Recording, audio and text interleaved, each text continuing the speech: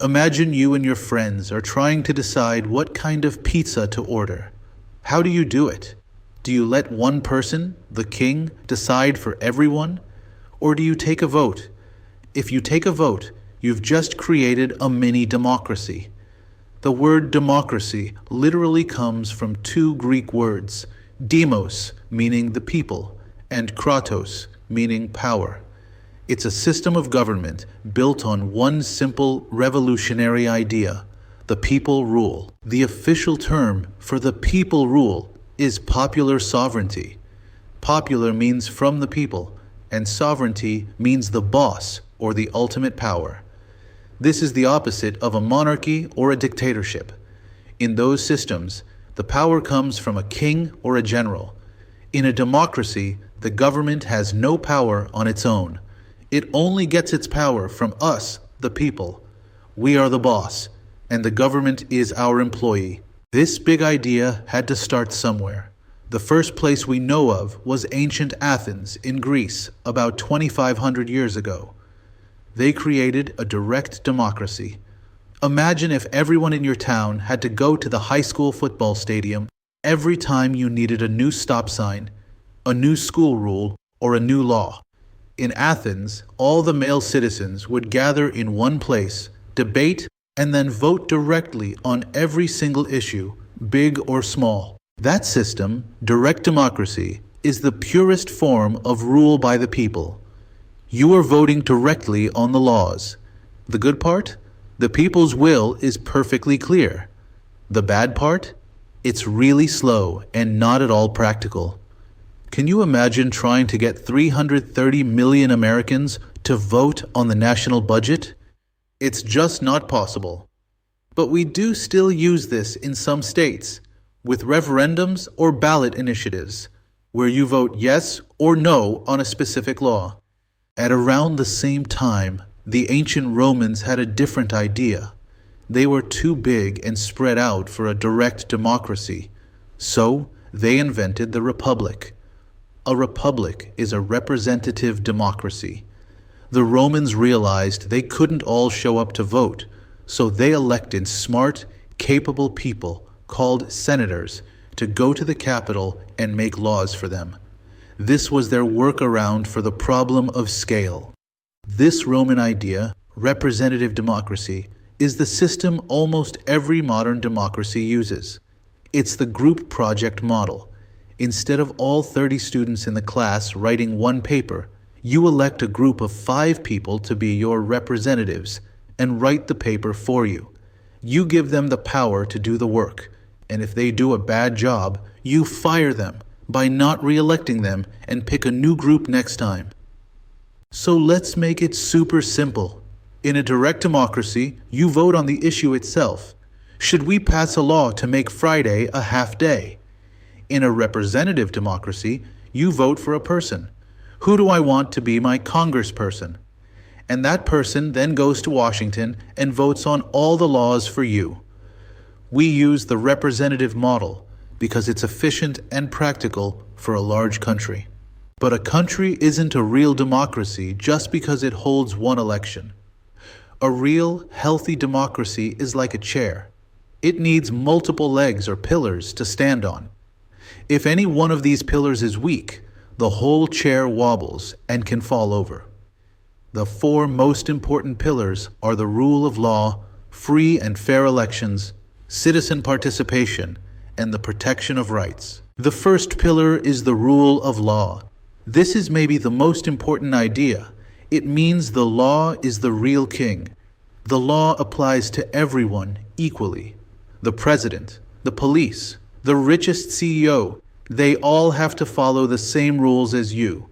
This is the opposite of a system where a king or a dictator can just do whatever they want, whenever they want. The second pillar is free, fair, and frequent elections. This is the voice of the people. Free means everyone who is eligible is allowed to vote. Fair means the election is honest, your vote is secret, and it's counted correctly. And frequent means you have to do it on a regular schedule. You can't just elect a president for life. That's not a democracy. That's a dictatorship with extra steps. The third pillar is citizen participation. Democracy is not a spectator sport. You can't just sit on the couch and watch. It's a group project that only works if people show up and do the work. Voting is the most important form of participation, but it's not the only one. When you serve on a jury, or write a letter to your mayor, or peacefully protest, you are participating in and strengthening democracy. And the fourth pillar is protection of rights. This one is tricky. What if 51% of the people vote to put the other 49% in jail? Is that democracy? No. A real democracy, sometimes called a liberal democracy, must protect the civil liberties of everyone, especially the minority. This is why we have a Bill of Rights. It's the stop sign that tells the majority what it cannot do. To make all this work, you need a few super rights.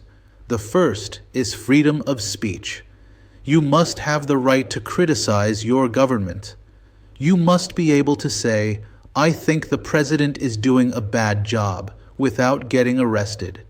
If you can only say good things about your leaders, you don't have a democracy. You have a government-run fan club.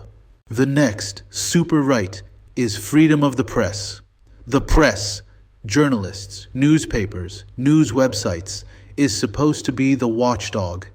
While we're busy living our lives, the press's job is to watch the government. Are they wasting our money? Are they being corrupt?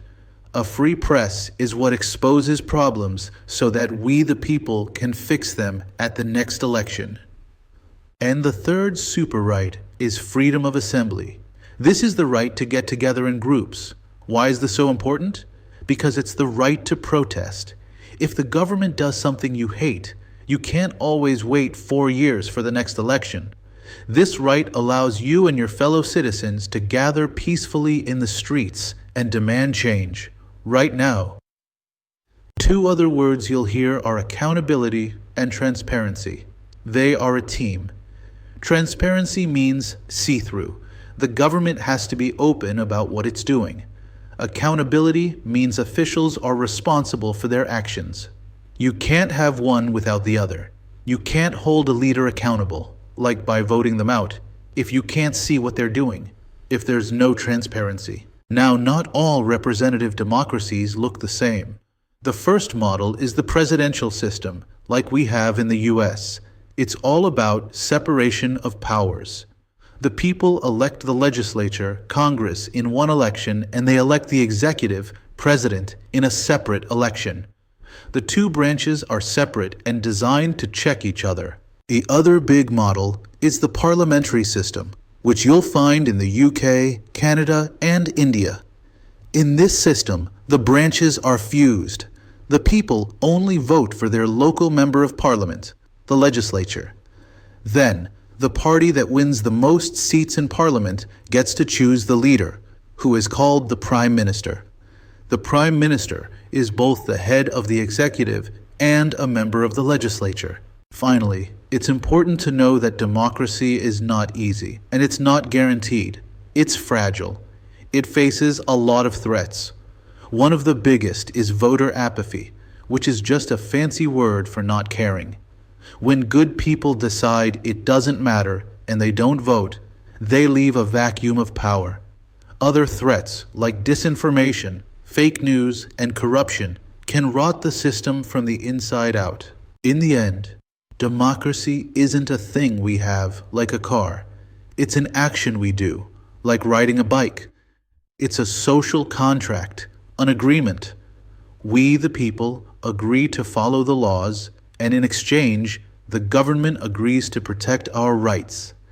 But that contract is only valid if we, the citizens, stay informed, stay engaged, and, most importantly, show up and participate.